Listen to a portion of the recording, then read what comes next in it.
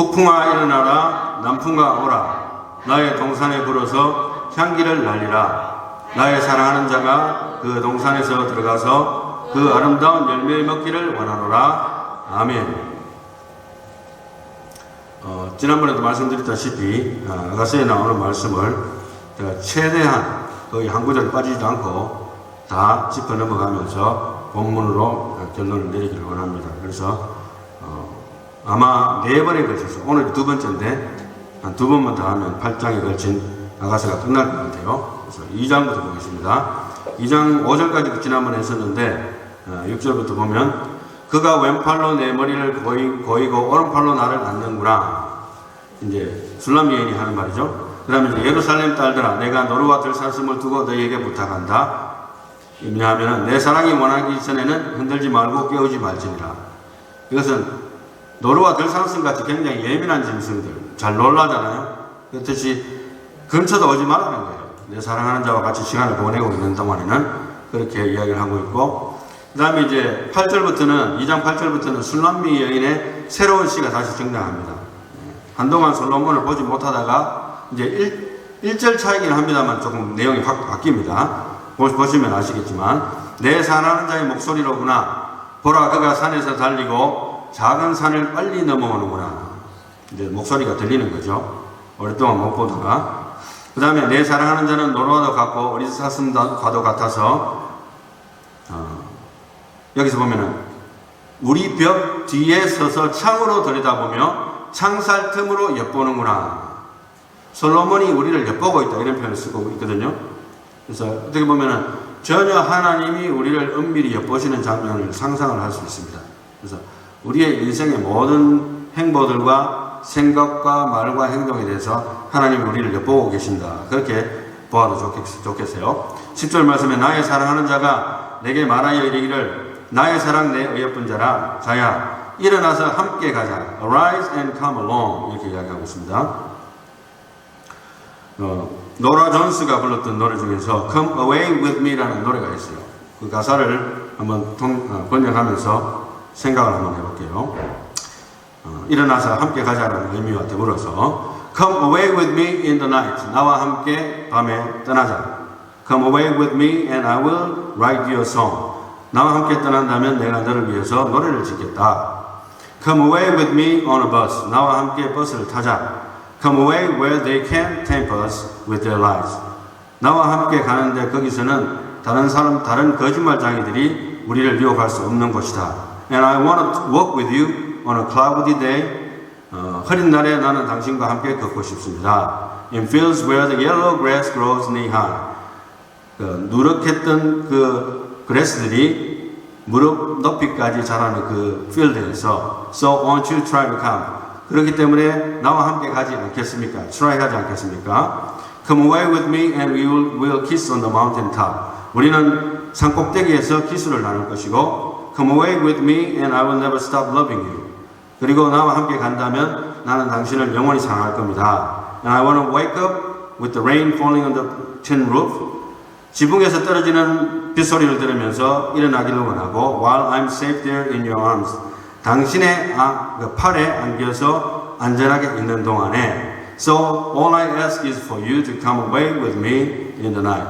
내가 오직 바라는 것은 당신이 나와 함께 밤에 떠나는 것입니다. Come away with me. 말하자면 이런 식으로 솔로몬이 나와 함께 가자는 거예요. 사랑을 나누기 위해서 가자는 겁니다. 그래서 이제 chapter 2 계속해서 보는데요. chapter 2에 보게 되면은 교회의 궁원은 결국 술람미 여인 한 명과 솔로몬에 대한 이야기가 나오는데 왕과 나라는 그 영화 제목처럼 구원은 1대1이라는 걸 보여주고 있어요. 물론 이제 우리가 이 교회가 있지 않습니까? 뭐 1000명이 됐든 10,000명이 됐든 100명이 됐든 10명이 됐든 5명이 됐든 2-3사람이 됐든 그죠? 교회는 교회잖아요. 모임이 하나님 앞에서 예배드리는 공동체로 모임 교회라는 타이틀을 걸고 있으면은 교회인데 그러나 우리가 여기 다 앉았다고 해서 모든 사람이 천국 가리라 그러면 좋겠죠. 그런 개런티는 없다는 것을 우리가 알 수가 있어요. 지극히 구원은 1대1이라는 사실을 이 아가서를 통해서 우리가 한 번 더 맛볼 수가 있습니다. 11절 말씀 겨울도 지나고 2장 11절 겨울도 지나고 비도 그쳤고 지면에는 꽃이 피고 새가 노래할 때가 이르렀는데 비둘기의 소리가 우리 땅에 들리는구나. 이제 새로운 시즌이 왔다는 거예요. 사랑할 수 있는 시즌이 왔는데 비둘기의 소리는 비둘기가 구애할 때 내는 소리입니다. 직접 비둘기 소리 들었을 분들은 알겠지만 약간 구슬픈 듯한 소리예요. 이게 맑은 소리가 아니고 약간 중후하면서 구구 이런 소리가 나거든요. 제가 들어본 적이 있는데 한국에서 비둘기가 구애할 때 내는 소리가 우리 땅에 들리는구나. 한마디로 말하면 사랑할 때가 왔다는 겁니다. 무화과 나무에는 푸른 열매가 익었고 포도나무는 꽃이 피어 향기를 통하는구나. 나의 사랑 나의 어려운 자야 일어나서 함께 가자. 마치 어린 양의 혼인잔치에 초대되는 교회의 모습이 보여지는 것 같아요. 그래서 나와 함께 가자. 그래서 모든 열매가 되었고 이제 마지막 때가 되면 모든 교회들이 열매를 다 맺습니다. 구원의 사역도 끝나고 전도도 끝나고 선교도 끝나고 모든 것이 끝나요. 더 이상 선교하고 싶어도 할 수가 없어. 왜냐하면 때가 됐기 때문에. 그래서 어린 양의 혼인잔치에 초대되는 교회의 모습이자 나 개인의 모습이고 술람 여인의 모습인데요. 조금 전에 다시 이야기했듯이 결국에는 하나님의 구원은 지극히 개인적, very very personal, 지극히 개인적이라는 것을 보여주고 있고 아가서의 말씀이 여러분 모두에게 주어진 말씀이 되기를 예수님의 이름으로 축원합니다. 결국은 내가 예수를 안 믿으면 소용이 없잖아요. 내가 예수님을 안 믿는데 하나님과의 관계는 전혀 아무 관계가 없는 사람이 되는 겁니다. 여기 앉아 있어도 내가 예수를 믿어야 돼요. chapter 2 14절 보면 바위 틈 낭떠러지 은밀한 곳, 그러니까 여기서 은밀한 곳이라고 했는데요. 포도 농사로 일로 해가지고 술람 여인은 얼굴이 새까맣게 다 타버렸는데 술람 여인의 피부와 삶에 외로움이 있습니다. 고달픔이 있습니다. 볼품없음이 있어요. 그럼에도 불구하고 거기에 있는 나의 비둘기야라고 은밀한 곳에 있는 나의 비둘기라고 하나님께서 찾는 거예요. 솔로몬처럼 내가 내 얼굴을 보게 하라, 내 소리를 듣게 하라. 내 소리는 부드럽고 내 얼굴은 아름답구나. 이게 좀 칭찬하는 거예요. 끊임없는 칭찬으로 그 아름다움을 묘사해주고 있습니다. 그래서 15절에 우리를 위하여 여우 곧 포도원을 허는 작은 여우를 잡으라. 갑자기 대화 내용이 조금 달라졌어요. 우리를 위하여 여우 곧 포도원을 허는 작은 여우를 잡으라. 이게 무슨 뜻입니까? 사랑에는 꼭 뭐가 등장합니까? 방해꾼이 등장해요. 여러분들이 특별히 공개연애를 한번 해보세요. 연예인들 특히 공개연애를 하다가 잘못 실수하면 온갖 일들이 또 터집니다. 그리고 언제 끝날지도 모르는 사랑을 하다가 끝이 나기도 하죠. 그런데 사랑의 방해꾼이 등장하는데 그 방해꾼은 바로 사탄이에요. 사탄. 그런데 참 재미있는 게 있어요. 그건 뭐냐면은 그러나 그 방해꾼은 우리의 가장 가까운 가족과 친구들, 심지어 성도들이에요. 죄송합니다. 이런 말을 해서 우리 성도들 간에 그런 일은 없다고 나는 보는데 항상 교회가 잘 되려고 하면 방해꾼은 inside church. 다른 데서 뭐 우리의 사정을 알 게 없잖아요. 그렇지만 가족들과 친지들과 심지어 성도들이 교회가 부흥되는 것을 방해하는 사탄의 짓을 할 수가 있어요. 그래서 포도원을 거는 작은 여우는 곧 죄입니다. 그래서 우리의 포도원에 꽃이 피었습니다. 이렇게 했는데요. 열매 맺은 교회가 파괴될 수 있도록 놔둘 수는 없다고 지금 솔로몬이 주장을 하는 거예요. 가만 놔둬서는 안 되겠다. 작은 여우의 출처를 밝히고 그것을 제거하라는 겁니다. 그러니까 죄악을 제거해야지 된다는 것을 이야기하고 회개가 없는 열매는 사실 가짜잖아요. 지금 현재 열매를 제 속에서 맺고 있는데 그 열매를 맺고 있다는 것은 회개를 거친 열매잖아요. 기독교는. 그런데 나는 회개할 것이 없습니다. 이렇게 하는 분은 둘 중에 하나입니다. 정말 욥과 같이 하나님을 신실한 섬긴 자이거나, 그죠? 아니면은 거의 99.9%는 가짜입니다. 가짜. 죄를 안 짓고 살 수 있다는 것은 사실 불가능하거든요. 예수를 믿은 다음에 아무리 목회자가 되고 선교사가 되고 여러분들이 기도 하루에 10시간 하고 20시간 한다 해도 죄를 완전히 벗어난다는 것은 거의 불가능하다는 것을 인정을 해야 돼요. 예. 그게 성경적이고 또 그런 가운데서 회개가 이루어지고 회개하는 가운데 우리가 하나님께 더 가까이 가는 것입니다. 그래서 죄를 회개하는 자가 포도원을 거는 작은 여우를 잡는 자죠. 그리고 챕터 2 술람 여인의 고백이 계속되는데요. 16절에 내 사랑하는 자는 내게 속하였고 나는 그에게 속하였도다. 그가 백합화 가운데서 내 양떼를 먹이는구나. 그러니까 하나님이 이제 솔로몬이 나에게 속했고 나도 솔로몬에게 속했다. 이렇게 이야기를 합니다. 내 사랑하는 자야, 날이 저물고 그림자가 사라지기 전에 돌아와서 베데르산의 노루와 어린 사슴 같을지라. 여기서 권혁성 교수는 베데르산은 이스라엘에 존재하는 어떤 특정한 산이 아니라고 보고, 오히려 히브리어 베데르는 울퉁불퉁함을 의미하기 때문에 목자와 그녀 사이에 위치하고 있는 거친 산으로 해석을 해주고 있습니다. 그래서 그런 점을 본다면 베데르산은 낮 동안 두 사람 사이를 갈라놓았던 분리의 산이다, 이렇게 보고 있거든요. 저도 그렇게 생각을 하는데, 울퉁불퉁한 산을 능히 뛰어넘어오시는 노루와 같은 하나님, 이렇게 표현하고 있어요. 하나님이 노루인가? 예, 그 정도로 열정적인 사랑을 표현을 해주고 있습니다. 누구의 사랑인가 하면은 하나님의 사랑이에요. 하나님의 사랑. 그리고 이제 3장에 넘어가면 술람미의 꿈과 결혼식이 나옵니다. 먼저는 이제 꿈 이야기가 나오는데, 1절에 내가 밤에 침상에서 마음으로 사랑하는 자를 찾았노라. 찾아도 찾아내지 못하였노라. 꿈속에서 막 찾아 헤매는 거죠. 상사병이 걸려 있었기 때문에 이미 우리가 2장에서 다루었습니다만은 사랑함으로 병이 났다 했어요. 2절 말씀이 이에 내가 일어나서 성안을 돌아다니며 마음에 사랑하는 자를 거리에서나 큰 길에서 찾으리라 하고 찾으나 만나지 못하였노라. 쉽게 못 찾는 거예요. 이렇게 계속해서 찾아 헤매는데, 구하라 너희에게 주실 것이요 그리하면 너희에게 주실 것이요 찾으면 너희에게 찾으리라 했거든요. 그렇듯이 결국에는 만나게 됩니다. 3절에 성 안을 순찰하는 자들을 만나서 묻기를 내 마음으로 사랑하는 자를 너희가 구하느냐 하고, 그들을 지나치자마자 마음에 사랑하는 자를 만나서 그를 붙잡고 내 어머니의 집으로 나를 잉태한 이의 방으로 가기까지 놓지 아니하였노라. 이제 잡았으니까 끌고 가는 거예요. 이 장면을 연상하면 상당히 조금 웃기긴 한데, 이 술람미 여인이 솔로몬을 붙잡고 자기 어머니의 방으로 끌고 가는 거예요. 그런 장면입니다. 그러면서 이제 5절 말씀을 어떻게 하는가 하면은, 예루살렘 딸들아, 내가 노루와 들사슴을 두고 너희에게 부탁한다. 여기서 예루살렘 딸들은 오늘날의 교회입니다. 제가 목회자가 아니었으면 아마 이 아가서를 읽으면서 이것을 교회라고 적용하기는 상당히 힘들었을지도 모르겠다는 생각도 들었어요.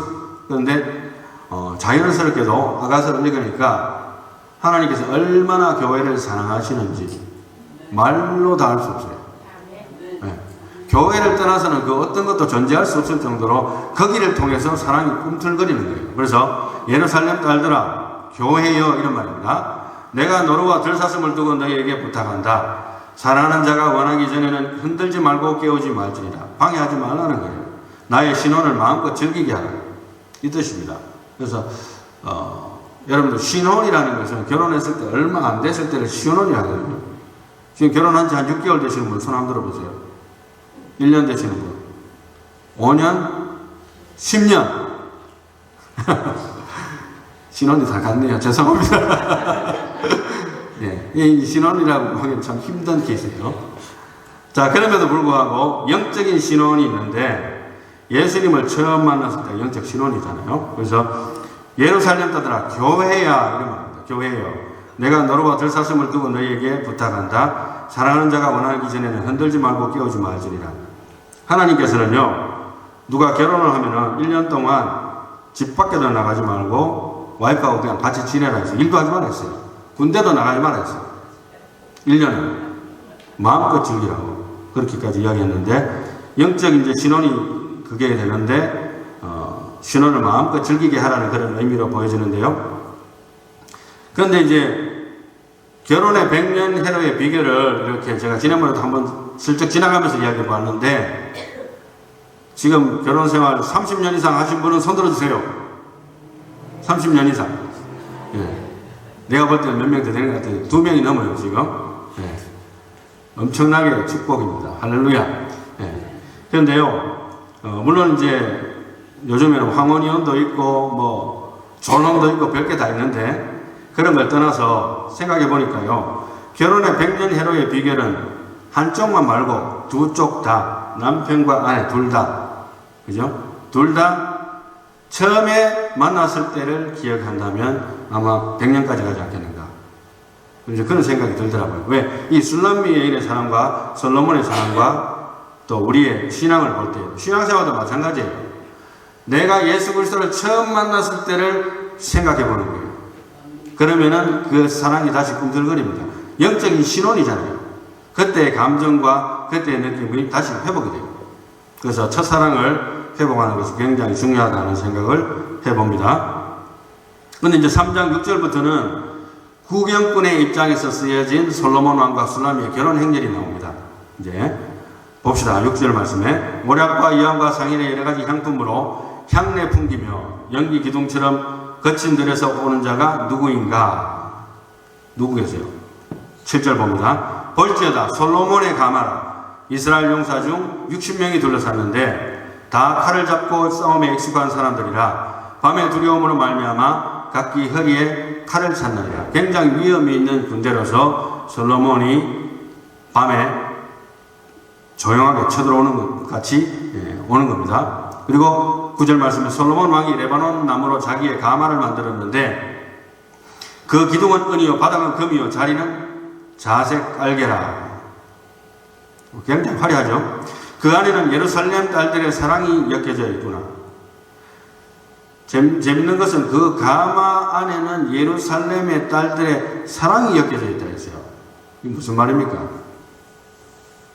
예루살렘 딸들이 아까 뭐라 했습니까? 교회이죠. 하나님의 백성들의 사랑이 함께 거기에 섞여 있다는 겁니다. 왕의 사랑을 지난번에 이야기했지만 1000명의 여인이 있는 왕의 사랑을 독점할 수는 없지만 예수 그리스도의 사랑도 나만은 독점하지는 못해요. 물론 내가 사랑하는 예수님이긴 하지만 나만 예수님을 독점할 수는 없어요. 그건 사실입니다. 왜냐하면 다른 분들도 예수님을 믿기 때문에.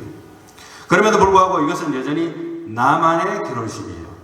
나만을 위한 결혼식이 펼쳐진 겁니다. 할렐루야. 보잘것없이 보였던 평민에 속한 술라미 여인이 솔로몬 왕을 통해서 확실한 결혼식을 올린 겁니다.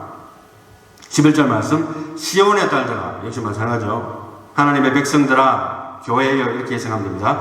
시온의 딸들아 나와서 솔로몬 왕을 보라. 혼인날 마음이 기쁠 때에 그의 어머니가 씌운 왕관이 그 머리에 있구나. 그래서 왕이 나 같은 천민을 위해서 정식으로 혼인잔치를 벌이는구나. 100마리의 양 중에서 한 마리가 실족했을 때에 찾아 나서는 것이 목자의 마음이다. 이게 하나님의 마음이거든요. 단 하나를 위해서 지금 결혼식을 올리는 겁니다. 솔로몬 왕이 목회자가 된다는 것은요. 여러분 중에서 혹시 자녀분이나 혹시 여러분 중에서도 목회의 길을 걷거나 선교사의 길을 걷거나 한다는 분이 있다면 한번 시험을 해볼 수 있는 마음이 있어요. 100명의 교인 중 하나가 빠지게 된다면 어떻게 생각하느냐. 아니면 내가 1000명의 교인이 목회자가 됐는데 목회자인데 그 교회에 1000명이 됐어요. 그 중에 한 명이 빠졌습니다. 어떻게 하랍니까? 포기할 겁니까?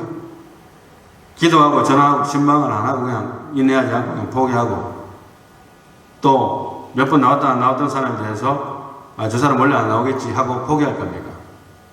그래서 목회자가 된다는 것은 기도하고 정하고 신방하는 그 모든 인내하는 활동을 통해서 한마디로 말하면 끝까지 포기를 안 한다는 것을 의미한 거예요. 그거는 말라고 목회자 해요. 저 말라고 여기 목회합니까? 다른 거 할 일 많은데, 그죠? 다른 거 즐길 것도 많은데, 인생은 짧은데, 제가 여기서 말라고 하나님 말씀 붙들고 목회를 하겠어요. 한 명도 포기하지 않은 마음을 가지고 있어야 되는 거예요. 한 명도. 왜냐하면 하나님이 한 명도 포기 안 했어요. 그런데 왜 우리는 쉽게 포기합니까? 하나님은 끊임없이 우리 보고 기도하기를 원하십니다. 할렐루야. 그래서 4장에 이제 넘어가는데 4장은 결혼의 즐거움에 대해서 이야기합니다. 결혼의 즐거움. 솔로몬이 신부에게, 그러니까 하나님이 교회에게 하듯이 솔로몬이 신부에게 이렇게 이야기합니다. 내 사랑 너는 어여쁘고 어여쁘다. 너울 속에 있는 내 눈이 비둘기 같고 내 머리털은 길라산 비석에 누운 염소떼 같구나.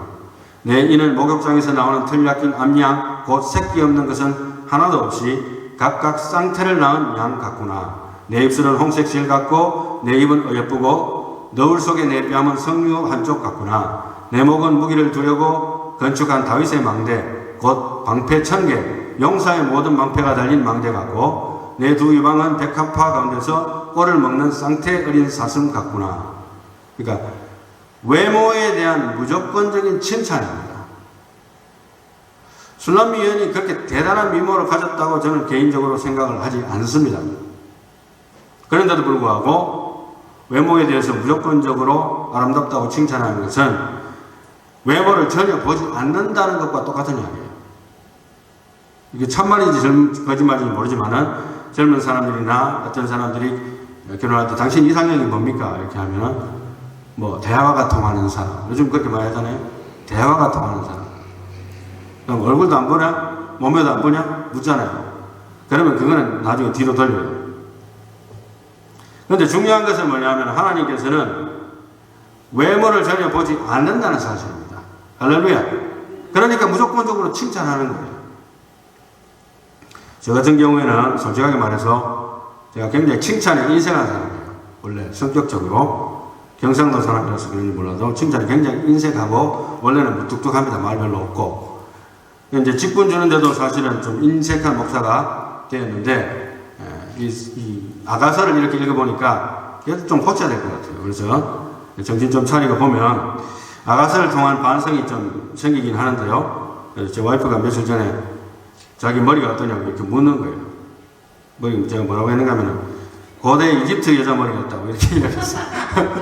이렇게 반듯하게 이렇게 되니까 일종의 칭찬이긴 한데, 그죠? 칭찬은 고래도 춤추게 한다는데 하나님이 우리를 그렇게 칭찬하신다는 거예요. 그래서 외모를 전혀 보지 않는다는 것은 사람으로서는 불가능한 이야기지만, 그죠? 그러나 내가 볼 때는 당신이 아름답다고 이야기하는 것이고 그게 바로 사랑이에요. 네. 내 눈에 안경인데 뭐 딴 거 필요 있습니까? 자, 그래서 사장 솔로몬이 신부에게 계속해서 이야기를 합니다. 6절 말씀에 날이 저물고 그림자가 사라지기 전에 내가 모략산과 유황의 작은 산으로 가리라. 그래서 모략산과 유황의 작은 산이라는 것은요, 향수가 넘치는 그 냄새가 나잖아요. 그런데 이것을 많은 학자들이 어떻게 해석하는가 하면은 골고다라고 해서 골고다. 죽음의 골짜기, 예수님께서 피를 흘리신 그 골짜기. 그것이 바로 모략산과 유황의 작은 산이다. 왜냐하면 예수님께서 피를 흘리셨기 때문에 거기에서 비로소 예수 그리스도의 향기가 나는 거예요. 왜냐하면 우리를 살리는 구원의 역사가 십자가에서 이루어졌습니다. 할렐루야. 그러니까 모략산과 유황의 작은 산으로 가리라. 거기에서 결판 내겠다는 거예요. 사랑을 끝장내겠다는 거예요. 네. 사랑의 극치는 바로 골고다입니다. 그런데 그것을 모략산과 유황의 작은 산으로 표현했다고 보여주는데요. 그래서 너를 위해서라면 이 모략산과 유황의 작은 산의 의미를 다르게 이야기한다면 난 내가 너를 좋아하는 일이라면 무엇이나 할 수 있다. 너를 위해서라면 내가 죽음도 불사하겠다. 그 죽음의 산에서 모략과 유황의 향기와 사랑이 뿜어 나오리라. 그렇게 해석할 수가 있겠습니다. 우리 7절 말씀 보면 나의 사랑 너는 어여쁘고 아무 흠이 없구나. 완벽하다는 거예요. 나의 선택에 있어서 조금도 후회도 없고 완벽한 존재로서 너는 나의 신부다.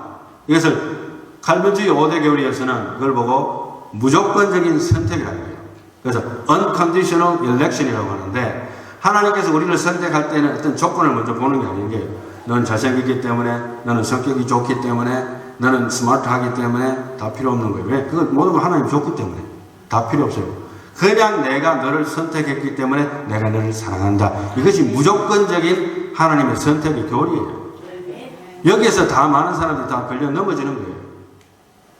어떻게 그렇게 될 수 있느냐는 거예요. 나보다 인격도 못하고 행동도 멋대로 했는 것 같은데 천국 가버린 거예요. 예수 믿고. 나는 열심히 산다고 살았는데 나중에 보니까 지옥에 들어간다는 거예요. 이걸 어떻게 해석할 수 있어요? 8절 말씀에 내 신부야 너는 레바논에서부터 나와 함께하고 레바논에서부터 나와 함께 가자. 아마나와 스닐과 헤브리몬 골짜기에서 사자굴과 표범산에서 내려오라. 여기서 이제 뭐 여러 가지 지명 이름도 나오는데요. 레바논에서부터 나와 함께 가자는 것은 레바논의 강물, 아마나도 레바논의 강물이고 스닐도 다른 말로 하면 헤르몬이고 그거는 또 순결을 의미하고 레바논도 깨끗하고 순결한 것을 의미합니다. 그런데 그곳에서 또 나와 함께 내려와야 되는데 사자굴과 표범산에서 내려와요. 거기에서 역시 사탄의 공격으로부터 내려오라는 겁니다. 그래서 이제 나와 함께 가자는데 포커스를 맞추고 9절 말씀에 내 누이 내 신부야 내가 내 마음을 빼앗았구나. 내 눈으로 한번 보는 것과 내 목에 굿을 한 뼘이로 내 마음을 빼앗았구나. 첫눈에 반했다는 거죠. 10절 말씀에 내 누이 내 신부야 내 사랑이 어찌 그리 아름다운지 내 사랑은 포도주보다 진하고 내 기름의 향기는 각양형품보다 향기롭구나. 계속적인 칭찬입니다. 신부에 대한 칭찬.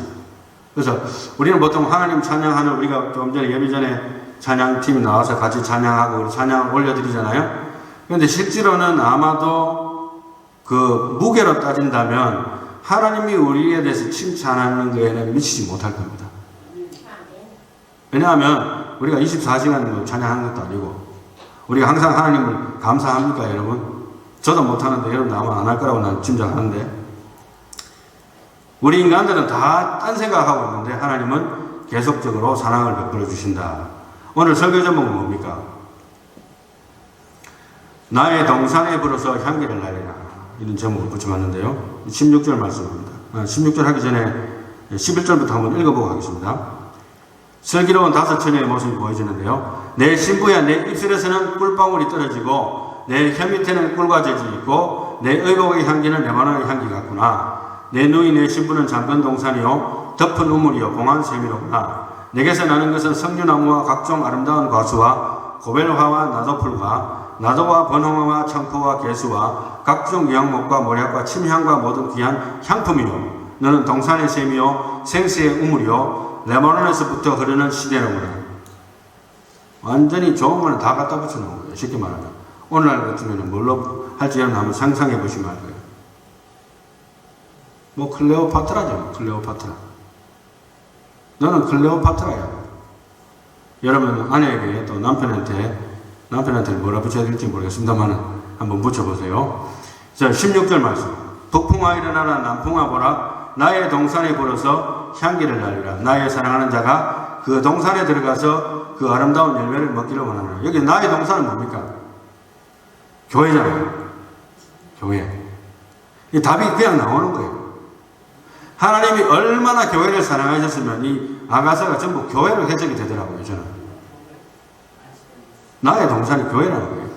교회에 불어서 향기를 날리라. 나의 사랑하는 자가 그 동산에 들어가서 그 아름다운 열매 먹기를 원하노라. Make my garden breathe out fragrance.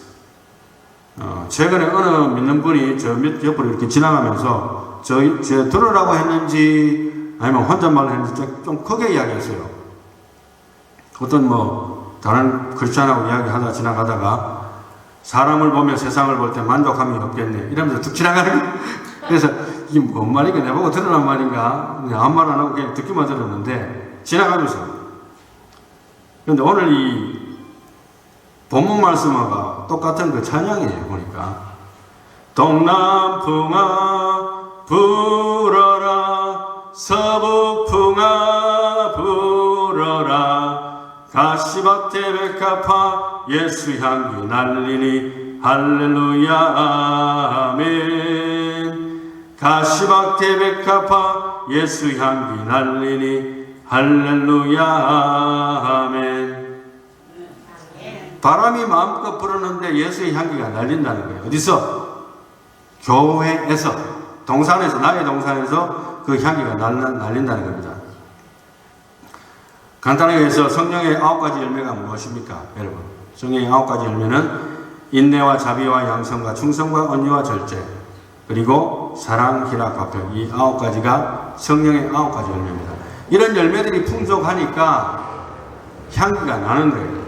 그래서 술람미 여인이 원한 것은 나의 사랑하는 자가 그 동산에, 나의 동산에 들어가서 그 아름다운 열매를 먹기를 원하는 거예요. 이게 뭐냐면 성도들의 그 아름다운 열매를 하나님이 오셔서 성령께서 오셔서 마음껏 드시라고. 열매가 없는 교회는 교회가 아닙니다. 열매를 맺어야 돼요. 오늘 결론을 이렇게 드리겠습니다. 성령의 바람이 불기를 기도하라. 할렐루야. 말씀과 기도와 찬양이 넘쳐나는 교회가 되기를 기도하는 겁니다. 또 그런 내가 되기를 기도하라. 주사위는 이미 던져졌습니다. 좋은 열매 맺지 아니하는 나무마다 찍혀 불에 살며질 것입니다. 아름다운 열매 맺는 나무마다 하늘의 상급을 얻을 것입니다. 구름의 빗물이 가득하면 땅 위에 비가 쏟아지듯이 찬미소리 가득하면 주께서 늘 평강 주시리라. 찬양이 올라가고 기도가 올라가고 하나님을 사랑하는 마음이 올라가고 열매들이 올라가면은 하늘의 상이 내려오는 것입니다. 필연적인 사실이에요. 교회의 부흥을 갈망한다는 것은 한 사람의 생명을 살리는데 교회가 관심을 가진다는 의미입니다. 누굽니까? 술람미 여인.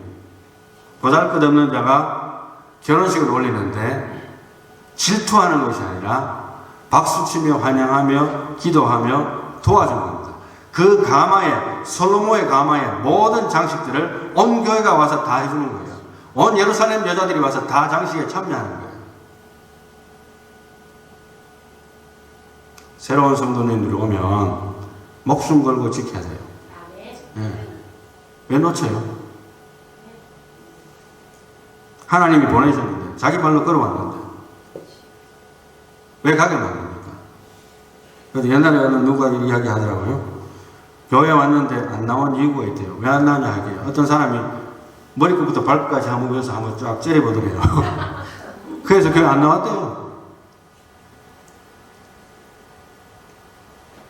물론 그것은 이제 야담이긴 합니다만 하나님의 사랑을 우리가 받은 자로서 당연히 새로운 신자가 오면 이게 신혼이잖아요. 신혼을 마음껏 즐기게 적어도 1년을 가만 놔둬야지. 적어도 믿음이 부족하더라도 왜 자꾸 건드려요? 건드리기는 가만히 놔둬야지. 신랑과 함께 1년 동안에는 방 밖에도 나오지 말게 만들어야지. 왜 방해합니까? 영적으로 성장하려면 얼마나 많은 시간에 말씀을 들어야 되는지 아세요? 5년, 10년을 들어도 사람이 변하는 거 그렇게 쉬운 게 아닙니다. 여러분. 하나님이 오늘 나에게 원하시는 것이 무엇입니까? 그것은 내가 그런 기도를 올리고 성령의 바람이 불기를 기도하고 새로운 성도들이 오기를 기도하고 말씀과 기도와 찬양이 넘쳐나는 교회가 되기를 기도하고 또 내 안에서 기도가 넘쳐나고 찬양이 넘쳐나는 교회가 내가 되기를 기도하고 그런 찬미를 올리고 내가 하나님을 칭송하듯이 나의 형제 자매도 또한 그렇게 되기를 함께 기도하는 것. 성령의 바람이 나와 우리 교회에 불어서 향기를 온 땅에 퍼뜨리는 것. 그것을 위해서 기도하고 노력하는 저와 여러분들이 다 되시기를 예수님의 이름으로 축원합니다.